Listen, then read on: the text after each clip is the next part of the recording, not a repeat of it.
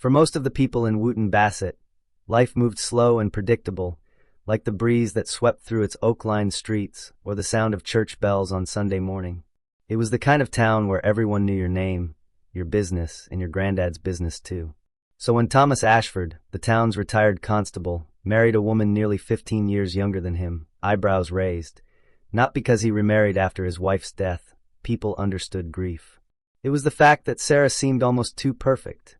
She wasn't from around there. She had moved to Wootton Bassett in 2012 and taught private piano lessons from the cozy little cottage 2 blocks off High Street.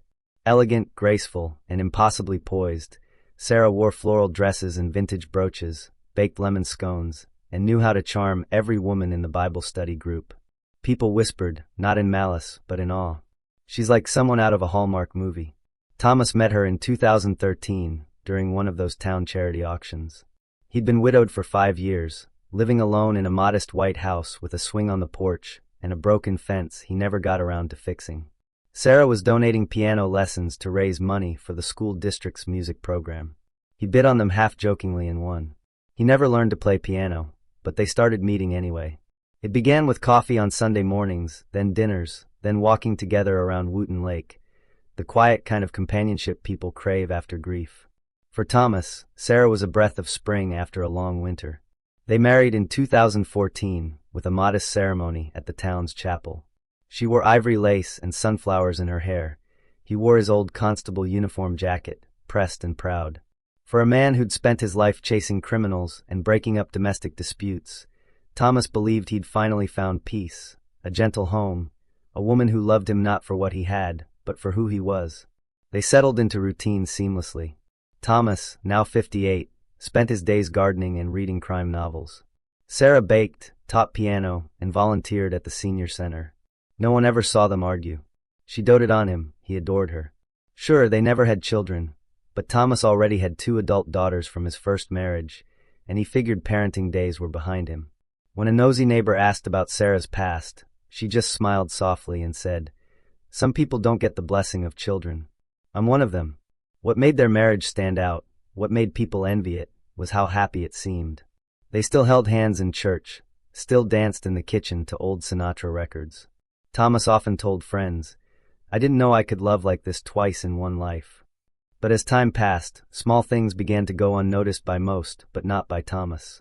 Sarah never spoke much about her childhood. "My family's all gone," she said vaguely. No photos, no high school yearbooks.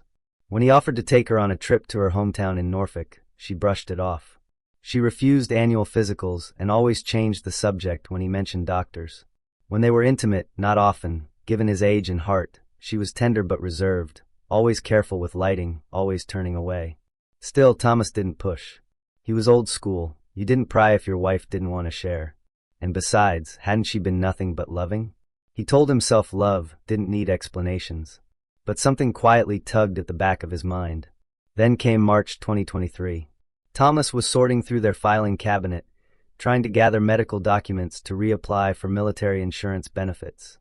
The new policy required spousal health disclosures. Sarah wasn't home that day. She had driven to Manchester to visit an old friend from university, or so she'd said. While digging through old tax returns and piano receipts, Thomas noticed a locked leather folio tucked behind a drawer. He nearly ignored it until he realized it was marked with a name that didn't belong, Alexander J. Carter. The handwriting was unmistakably Sarah's. His hands shook as he picked the lock with an old paperclip. Inside, he found a manila envelope labeled Private Records. What he read inside would fracture the foundation of everything he believed was true. Inside were a birth certificate for Alexander Jerome Carter, born 1975 in Norwich, UK, a UK passport with a male photo, legal documentation from Bangkok, Thailand, gender reassignment surgery certificate, 2005, UK court documents granting legal name change to Sarah Carter, and prescriptions for estrogen and hormone therapy going back over a decade. Thomas dropped the envelope like it burned. He stood in the living room, the one she decorated so lovingly with lace curtains and antique clocks, and realized he didn't know who he was married to for 10 years. A decade. A man, no, a woman who used to be a man. But to Thomas's mind, the distinction blurred under a tidal wave of confusion, betrayal, and shame. In the silence of the house, he thought of every dinner, every kiss, every night spent holding her, and felt something crack deep inside. He didn't say a word when Sarah came home that night. He smiled, poured her wine, told her he was tired, and went to bed early. But the truth was, Thomas Ashford didn't sleep at all that night. He lay awake in the dark, staring at the ceiling fan spinning endlessly above him, like the thoughts in his head, and wondering how long a lie could live before it demanded blood. The next morning, Thomas sat silently at the breakfast table, staring into his coffee like it held the answers he couldn't find in the night. Across from him, Sarah hummed softly as she flipped pancakes on the skillet. She wore her usual floral robe and had pulled her auburn hair into a loose bun, like she always did on Saturdays. If he hadn't discovered the truth yesterday, he would have thought this was just another peaceful morning in a house filled with comfort and love. But to Thomas, everything had changed. Every word she spoke now sounded rehearsed, every movement seemed calculated. Her eyes, once warm and familiar, now looked like masks hiding someone he didn't know. "Thomas, are you okay?" she asked, placing a plate in front of him. "You're awfully quiet this morning." He nodded stiffly. "Didn't sleep well. Nightmares again?" "Something like that." Sarah reached across the table and gently touched his hand. Thomas flinched, barely perceptible, but she noticed. She drew her hand back slowly. "Are you sure everything's all right?" "Yeah," he said almost coldly. "I'm just thinking." He watched her closely. Was she nervous? Did she know he knew? Her smile faltered for just a second before she picked up her fork. Later that day, he told her he was going to the hardware store. Instead, he drove to the edge of town, parked under the old train bridge, and sat in his car for over an hour, staring into the dusty distance. His thoughts were a storm: rage, confusion, guilt, shame. He thought about their wedding day, the letters she wrote him, the way she used to stroke his thinning hair while he read on the porch. Was all of it fake? But the real question that clawed at his mind was this: was I the only one who didn't know? He started to wonder about the strange looks from certain people in town, a few offhand jokes from his hunting buddies, the time his daughter Natalie pulled him aside after Thanksgiving dinner and whispered, "You sure you know everything about her, Dad?" He defended Sarah then, said she was the kindest, most loyal person he'd ever known. Now he felt like the town fool. That evening, Thomas poured himself a glass of whiskey, then another, then another. By the time Sarah returned home from her piano lesson, he was already on the second bottle. "You okay?" she asked gently, sensing the air was heavy. "Come sit," he said, his voice gravelly. "We need to talk." Sarah hesitated, then sat down across from him. For the first time in years, she looked uncertain. "Is something wrong, Tom?" He stared at her for a long time before pulling out the manila envelope from under his chair. He tossed it onto the table. The sound echoed like thunder in the quiet kitchen. "You left this in the piano," he said. She didn't move. "Open it," he said. Sarah's hands trembled slightly as she picked it up. Her eyes scanned the folder. She didn't look surprised. She didn't deny it. She just set it down and folded her hands. "So now you know," she said quietly. Thomas's voice was tight, like a rubber band about to snap. "You lied to me for 10 damn years." "I never lied," she replied calmly. "I just didn't tell you everything." "You were a man," his voice rose. "You were a man, Sarah?" "I was born in the wrong body," she whispered. "I've been Sarah longer than I ever was Alexander." "You fell in love with me, this me," she said. He slammed his glass on the table, the sound sharp and violent. "I married a woman. I shared my bed, my name, my life with you. You should have told me. I wanted to so many times," she whispered. "But I was afraid." "Afraid of what?" "Of losing you. Of losing the only peace I've ever had." Thomas stood up and paced the room. His breathing was shallow. His hands balled into fists at his side. "Do you know what this makes me?" he barked. "To everyone in this town, a joke. A laughingstock." "No one has to know," she said carefully. "They probably already do," he turned on her. Silence fell over the room. The air was thick with something dangerous. Sarah stood slowly. "Tom, please. I'm still me. The same person who's loved you for 10 years. Don't," he said, his voice shaking. "Don't say that word." "Love," she said. "You don't lie to someone you love." Her eyes filled with tears. "I never meant to hurt you." He stepped closer, too late. Sarah backed away, her hands trembling as she reached for her purse. Thomas's eyes narrowed. "What are you doing?" "Leaving just for tonight. You need time to process this." "I understand." "Don't walk out on me," he growled. She turned toward the door. "Tom, please, I don't want to fight." But Thomas wasn't done. Something inside him, something primal, wounded, humiliated, had snapped. He lunged forward, grabbed her arm. You think you can just walk away after 10 years of lying? Sarah pulled back. Let go of me. You made a fool of me. I'm sorry. You're not sorry. You're a freak. A goddamn. The slap echoed through the house. Sarah's cheek turned red instantly. She stumbled back, staring at him. Her eyes changed. They weren't soft anymore. They weren't scared. They were calculating. She touched her lip, tasted the blood, then looked at him coldly. Don't do that again.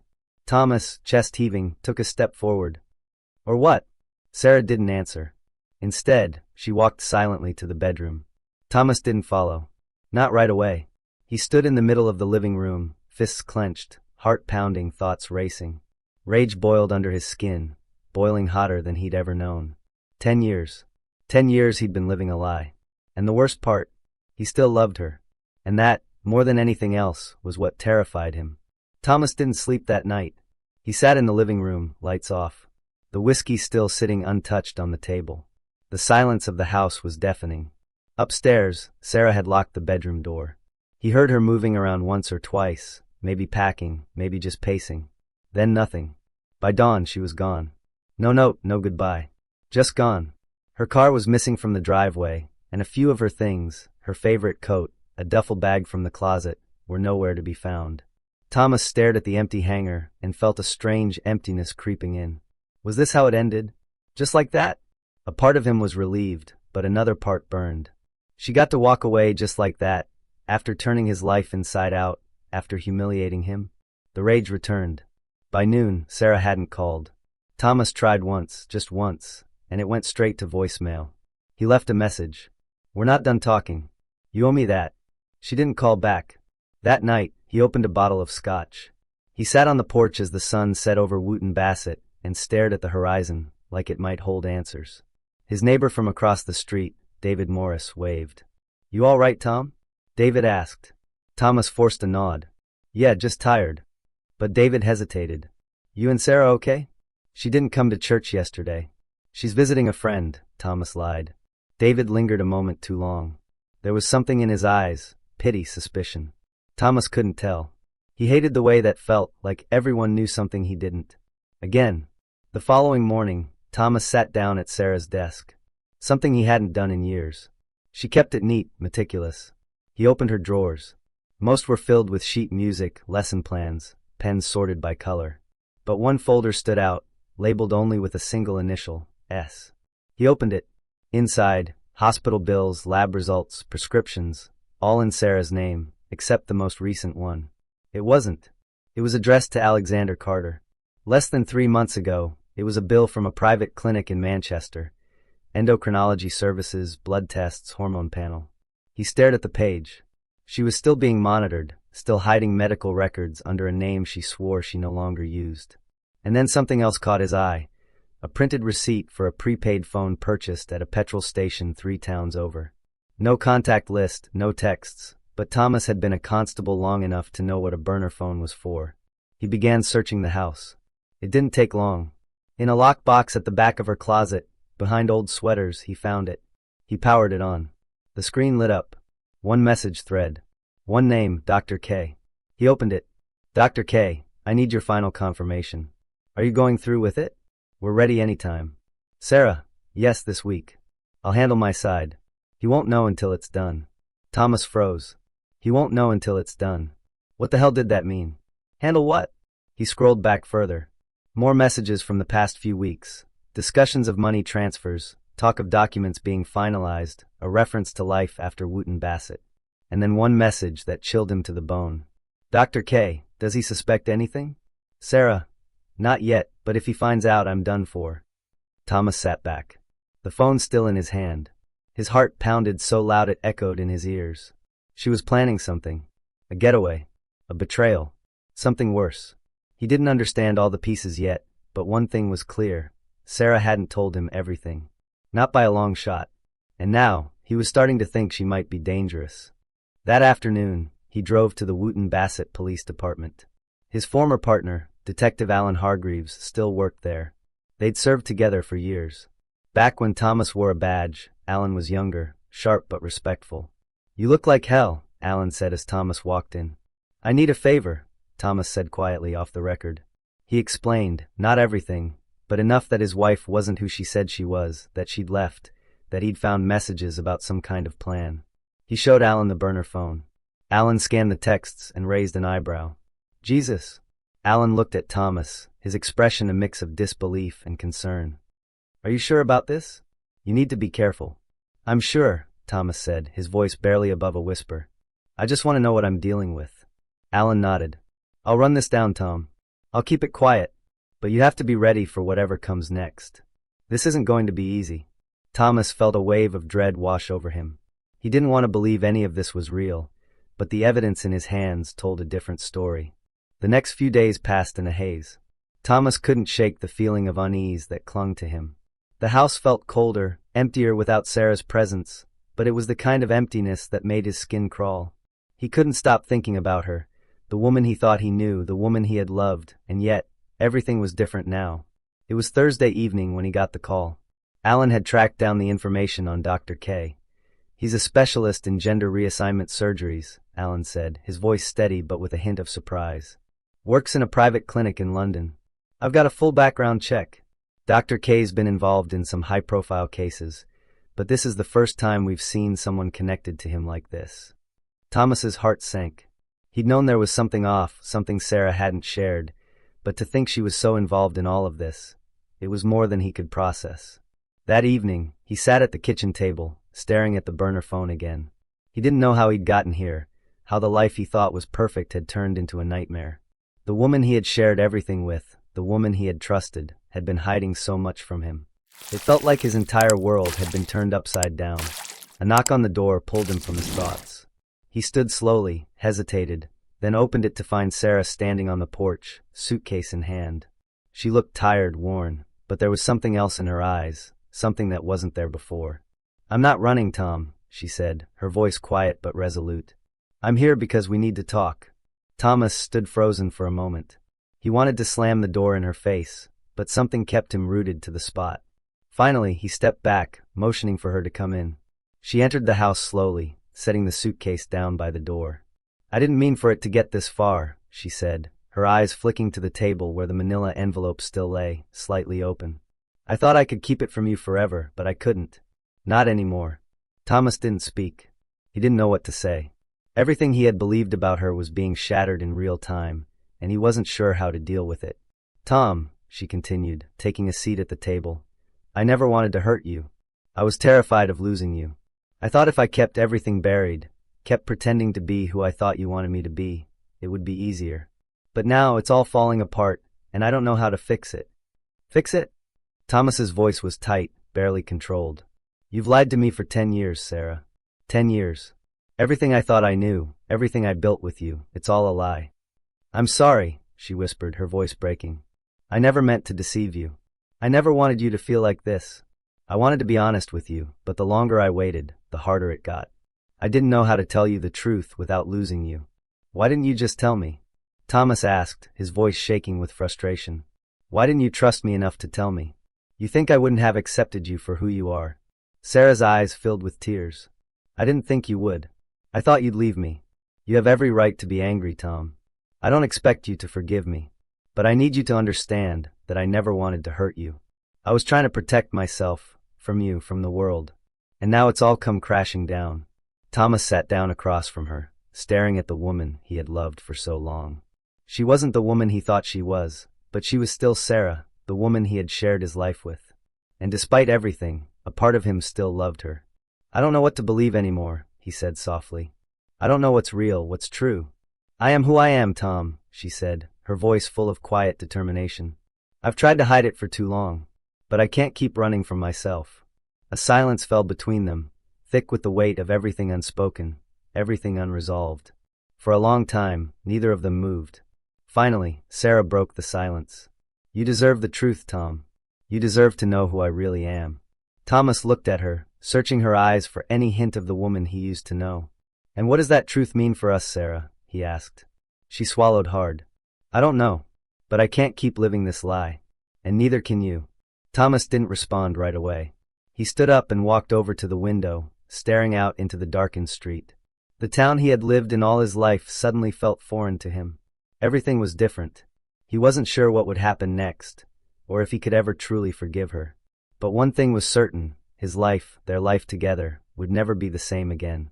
As the night stretched on, the weight of their conversation hung in the air, unanswered questions swirling around them like the wind outside. The silence in the room was suffocating. Thomas stood by the window, the cool night air seeping through the glass. He could hear the soft hum of the streetlights outside, the occasional car passing by, but nothing seemed to reach him.